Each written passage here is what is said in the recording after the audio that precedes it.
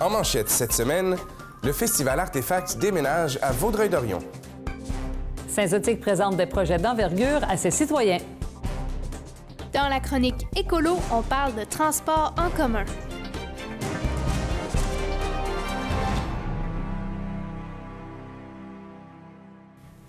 Bonjour et bienvenue à votre hebdo régional Vaudreuil-Soulanges.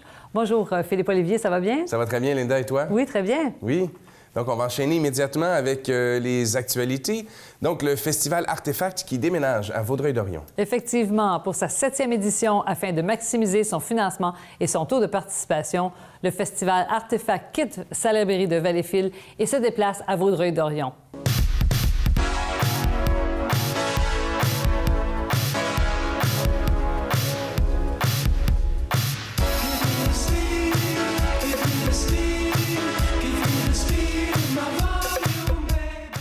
Cet événement qui allie la musique émergente et la musique populaire se tiendra du 26 au 28 juillet prochain. Et ensuite, à Saint-Zotique, on voit grand. Dans la semaine du 27 février dernier, la municipalité de Saint-Zotique a procédé à la présentation publique de projets d'envergure dans le cadre de l'adoption de son plan de développement économique. Il a notamment été question d'un complexe pour retraités comprenant 200 unités, d'un aréna et d'une piscine intérieure. Enchaînons avec l'économie maintenant. Un coup de main de la part de Québec pour notre région. Oui, Philippe-Olivier, la ministre Lucie Charlebois a annoncé le 22 février dernier un montant de plus de 60 000 $ pour appuyer la pratique de la motoneige et de VTT dans la circonscription de Soulanges. C'est le Club Étoile Dorée de Dalhousie, le Club des motoneigistes Arfans-des-Neiges et le Club Quad des Trois-Lacs qui se partageront cette aide financière. Cette somme servira à réaliser les projets qui permettront d'assurer l'entretien des sentiers et la pérennité de la pratique de la motoneige et du VTT. Et ensuite, on récompense nos entrepreneurs locaux. Oui, les résultats du rallye des commerçants devenus ambassadeurs de l'achat local de Vaudreuil-Soulanges ont été dévoilés le 20 février dernier. C'est Isabelle Laberge d'ABC Compression qui a remporté le grand titre. Son concours organisé par la Chambre de commerce et d'industrie de Vaudreuil-Soulanges et par Développement Vaudreuil-Soulanges avait pour but de visiter un maximum de commerces en un mois afin de mieux comprendre l'offre des services de la région. Les nouvelles culturelles sont une présentation du Conseil des arts et de la culture de Vaudreuil-Soulanges. Philippe-Olivier, une soirée haute en émotion à l'impro. Oui, en effet. Une superbe soirée s'est déroulée le 21 janvier dernier à l'intrépide cabaret d'improvisateurs au bar chez Maurice, alors que les Oranges l'ont emporté par la marque de 10-6 face au Vert. On est parti de où, là? Il y a un an à aujourd'hui, là? Ça a beaucoup évolué, là? Oui, ça a beaucoup évolué parce qu'on est implanté solide quand même dans la région de Vaudreuil. Avec la diffusion des matchs, on est connu, on commence à être connu, à être plus gros, on attire de plus en plus de gens qui viennent pour la première fois. Ça aussi, c'est très bien. Puis avec le partenariat qu'on a ici chez Maurice, ça, c'est vraiment idéal. Les étoiles de la soirée ont été attribuées à Stéphanie Lacroix, Daniel Legault et Philippe-Olivier Guimont, votre humble serviteur. Exact, bravo! Merci. Alors, encore pour les sports, le calendrier de la saison des Révolutions tire à sa fin. Oui, c'est avec un peu le moral dans les talons que le Révolution de Saint-Lazare complète sa première saison. Pourtant, de belles choses s'annonçaient pour la troupe d'Éric Labrosse en début de saison. Une série de blessures à des joueurs importants ont grandement diminué les chances de l'équipe de faire les séries. C'est donc le 24 février dernier que le Révolution a disputé son dernier match local de la saison régulière au Centre sportif de Saint-Lazare en s'inclinant 4-0 face aux Panthères de Saint-Jérôme. Et au communautaire, le mouvement Je suis deuxième sera à Salaberry de Valleyfield. Oui, l'événement Je suis deuxième se déroulera le 28 mars prochain à la salle Valspec au cégep de Valleyfield. Pour l'occasion, plusieurs personnes livreront des témoignages vibrants des circonstances qui ont transformé leur vie. En fait, l'objectif de l'événement, c'est vraiment de faire connaître cette dimension-là, je pense, de la vie spirituelle, mais d'une façon personnelle.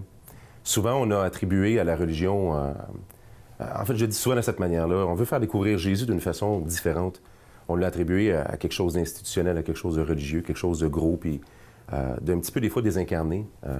Vraiment, notre vision, c'est de faire découvrir dans la vie de monsieur et madame tout le monde, des gens du Québec, qui ont eu différents parcours de vie et puis qui ont eu cette rencontre-là transformatrice avec la personne de Jésus.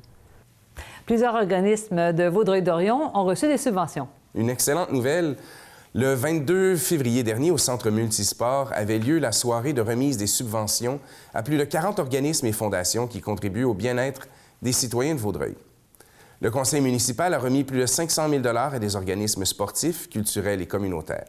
Les représentants ont profité de cette soirée pour exposer leurs principaux projets pour la prochaine année. Et un succès pour le brunch de la Maison de la Famille.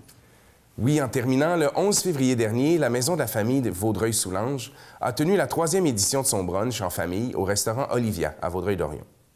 L'événement a connu un record de participation avec près de 300 convives qui se sont déplacés. Près de 10 000 $ ont été amassés lors de cette activité de financement.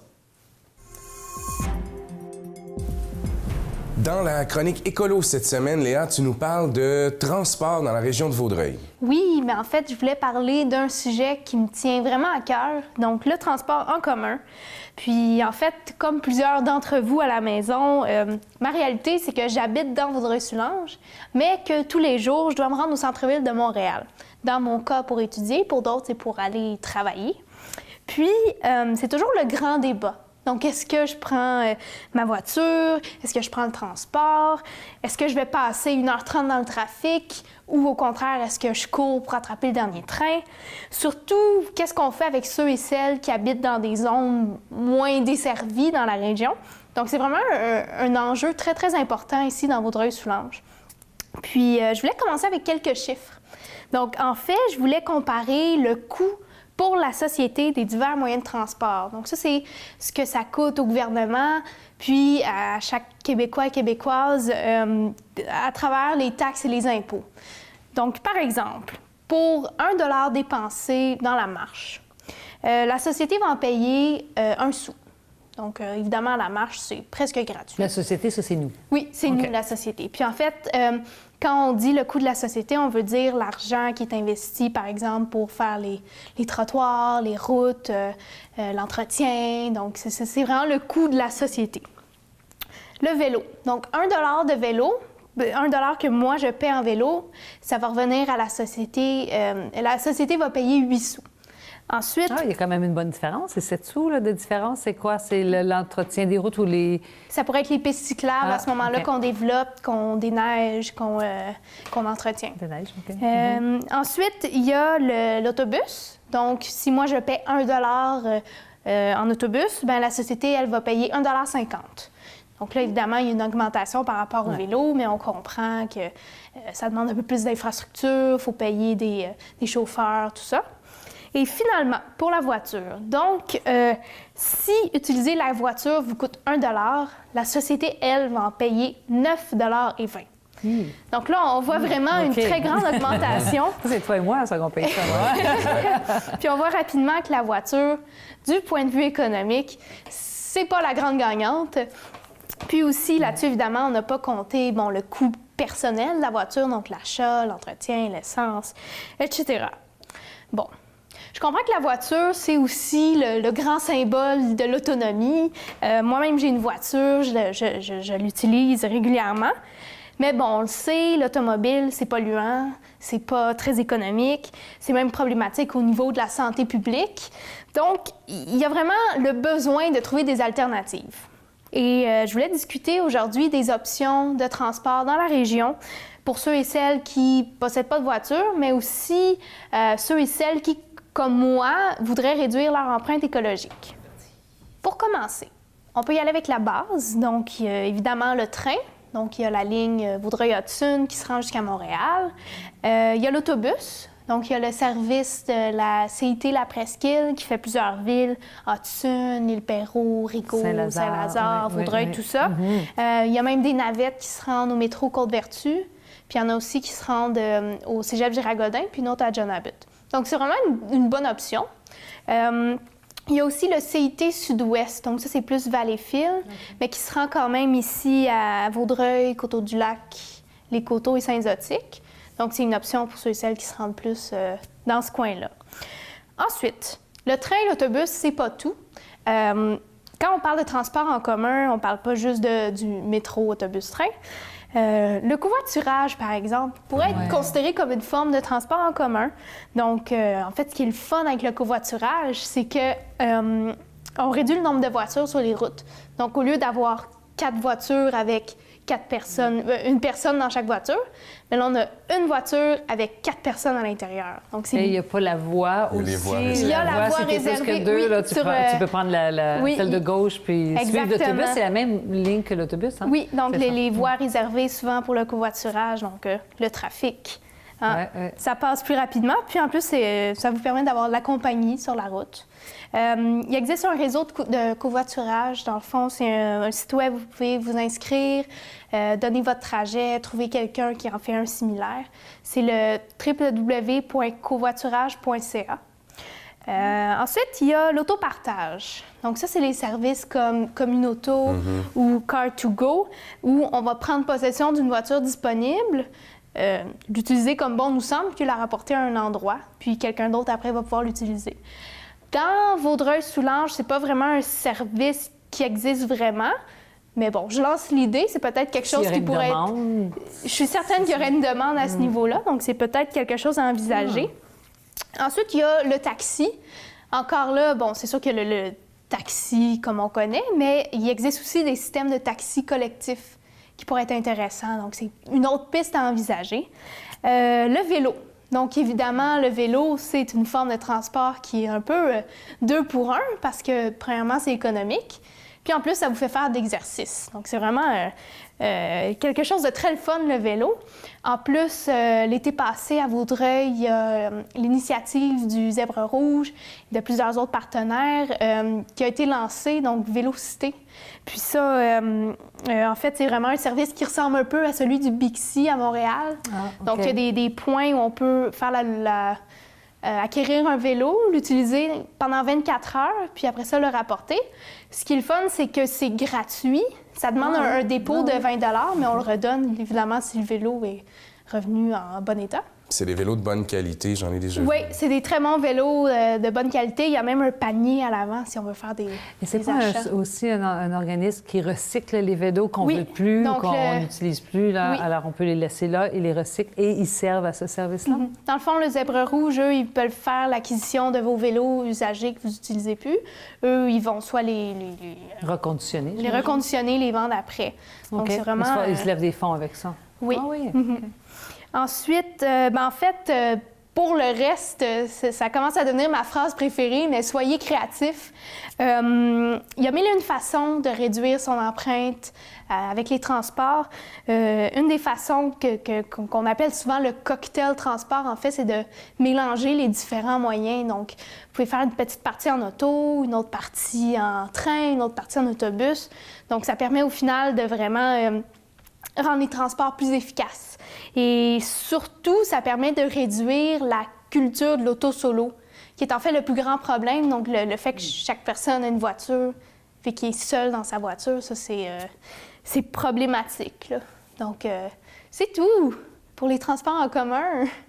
Bien, merci beaucoup, Léa. En attendant l'arrivée des voitures volantes autonomes électriques, on va faire preuve de créativité pour diminuer notre empreinte écologique, comme tu l'as mentionné. Oui, et à la maison, encore une fois, je vous invite à aller vous abonner à ma page Facebook, donc Les Truites Écolo. Et je publie à chaque jour beaucoup de contenu intéressant, donc allez voir ça. Merci, à la semaine prochaine. Merci. Merci. Soulignons le 150e anniversaire du Canada avec des moments historiques qui ont façonné notre magnifique région. À titre de députée de Salaberry-sur-Roi, je suis heureuse de contribuer au rayonnement de notre télévision régionale, c'est sûr, la télé. Je suis donc fière de participer à la réalisation du segment Patrimoine historique présenté à chaque semaine durant votre hebdo régional Vaudreuil-Soulanges. Bon Canada 150! Et pour notre chronique historique cette semaine, Linda, tu nous parles des Mohawks d'Akwesasne. Oui, Philippe Olivier, le territoire Mohawk d'Akwesasne, situé à 70 km au sud-ouest de Salaberry de Valleyfield, a la particularité de se trouver dans 3 législations différentes, le Québec, l'Ontario et les États-Unis. Cet état de fait est expliqué par une longue et riche histoire qui fait fi des frontières. Bien que l'histoire des nations iroquoises ait débuté bien avant l'arrivée des premiers colons européens, la présence des Mohawks dans la vallée du Saint-Laurent est relativement récente. Originalement implantés plus au sud, dans ce qui allait devenir les États-Unis, des clans ont été poussés vers le nord dû principalement aux guerres et au commerce. Or, les traces archéologiques démontrent que la zone actuelle d'Akwesasne était connue depuis plus de 1000 ans par les Mohawks comme une aire de chasse giboyeuse où des milliers de canards s'y rassemblent, mais aussi comme un sentier pour mener vers d'autres peuplades. Au milieu des années 1700, c'est un regroupement d'une trentaine de familles de Kanawake qui viendront fonder Akwesasne avec à leur tête le père jésuite Pierre-Robert Jean-Baptiste Billard. Le nom d'Akwesasne se traduit par « là où les perdrix tambourinent ». Il est aussi important de noter que les nations autochtones, leur rapport à la terre est bien différent de celui vécu par les Européens de l'époque et les Occidentaux actuels. Ainsi, pour les nations autochtones, il n'était pas question de posséder ou d'occuper la terre. Cette différence culturelle a mené à beaucoup de spoliations de la part des Blancs aux dépens des peuples des Premières Nations. La culture et les institutions Mohawks ont su résister au temps malgré l'énorme pression des pays qui émergeaient autour. Aujourd'hui, la nation Mohawk d'Akwesasne continue de se développer et d'incarner un pan important de notre histoire. Encore une fois, une chronique historique riche en renseignements sur les Premières Nations cette fois-ci. Merci, Linda. Merci, et c'est nos voisins, hein? Alors, merci beaucoup, Philippe-Olivier, pour cette semaine. C'est tout cette semaine. Nous vous remercions d'être avec nous pour votre hebdo régional Vaudreuil-Soulanges. Restez avec nous. Je reçois un invité spécial à notre émission Tête à tête.